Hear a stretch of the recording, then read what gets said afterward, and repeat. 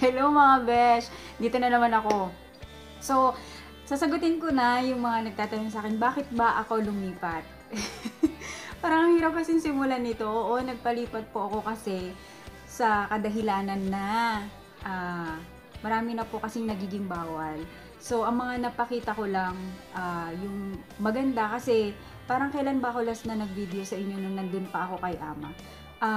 Hindi ko na rin kasi maalala. Pero ang ano kasi doon is, dati dalawa lang kami ni Ama ang naka-stay sa bahay. So, bumibisita lang yung anak niya, pero nung tumagal-tagal na, naging doon na sila nag-stay. So, nagkakaalaman na ng dagdag trabaho, tapos parang hindi na yun yung dapat na trabaho ko, pero nagiging ganun na, yung parang lahat na pati pinapakailaman. Tapos, lagi nang mainit yung ulo.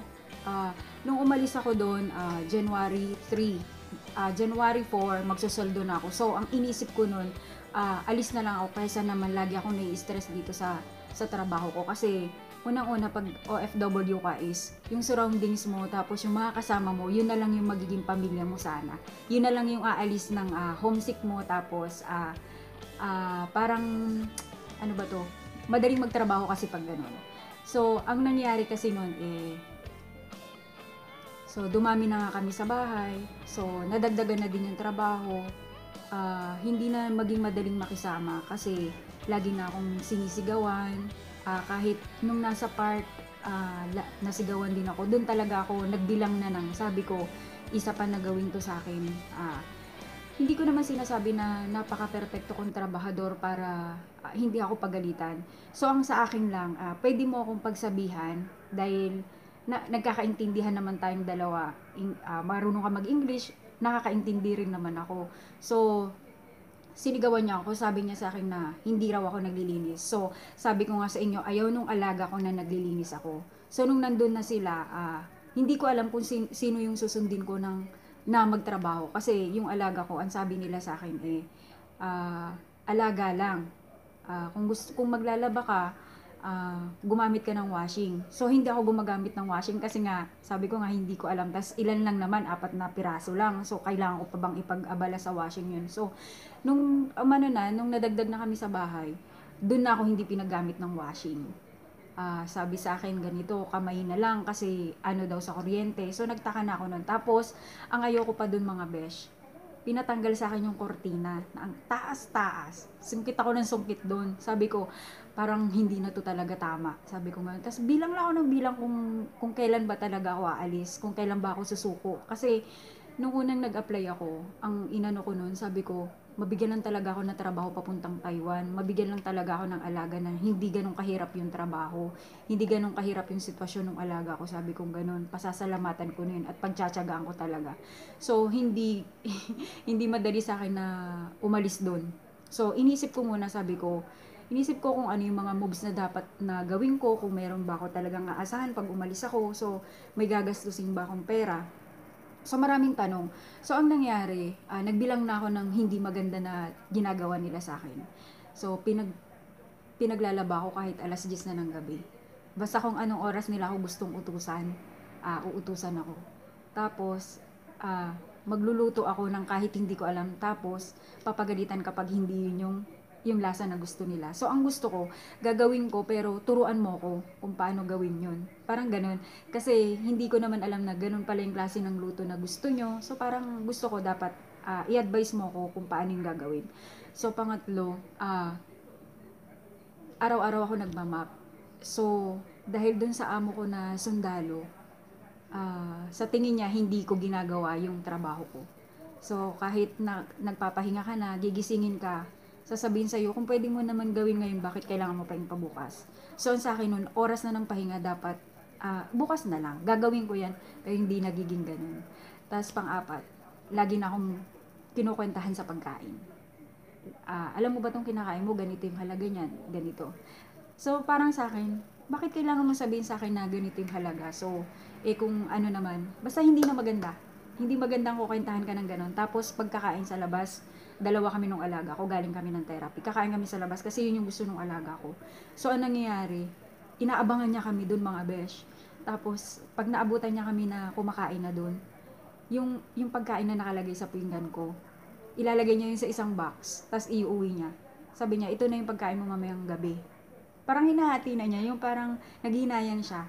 Tapos, pag nagpapahinga, sasabihin niya sa'yo, sasabihin niya dun sa nanay niya, ang laki ng sweldo niyan, tapos hindi mo pagtatrabahuin. Sabi nung nanay niya, pagod din yan, sabi niya gano'n. Tapos, ang maano pa dito, pag galing kami ng therapy, nakaabang na yun sa gate, besh. Nakaabang na siya sa gate, tapos naghihintay na siya ng pwede niyang iutos. Tapos sasabihin niya, tatawagin na niya ako, tapos mag-uutos na siya ng kung ano. Yung parang hindi ka pa nakapagpalit, hindi ka pa nakatanggal ng sapatos, nakaabang na sa'yo kaagad yung babanlawan, yung lalabahan, tapos yung ililipat mo na mga yung mga furniture nila, ililipat mo pa kung saan-saan, basta naging madami na yung trabaho. So, nung umalis ako doon, iyak na iyak yung alaga ko. Ang huling pinagsukuan ko dun sa ginawa niya is, nung, nung dinabugan niya ako ng lamesa. Yung sabi niyang ganun sa akin na, dapat hindi ganyan yung ginagawa mo. Sabi niyang ganun sa akin. Sabi ko, bakit nagagalit ka? Sabi niya. Tapos yun, dinabugan niya ako ulit. Okay, sabi kong ganun. Tawagin mo na lang yung broker ko, aalis ako dito. Sabi kong ganun. Sabi niya ganun. Okay, sabi niya ganun. Wala kang mapupuntahan. Sabi niya ganun. Sabi ko, okay lang. Sabi ko, kung wala kang mapuntahan, kaysa naman kasama kita. Sabi kong ganun. Kasi yung pinapatrabaho mo sa akin, hindi ko na yung trabaho. Tapos yun, pumasok yung si ama. Sabi niya ganun, hisi lang. Sabi niya, maingay daw. Hindi ko alam ba sa ganun kasing ibig sabihin nun na pagkakaalam ko.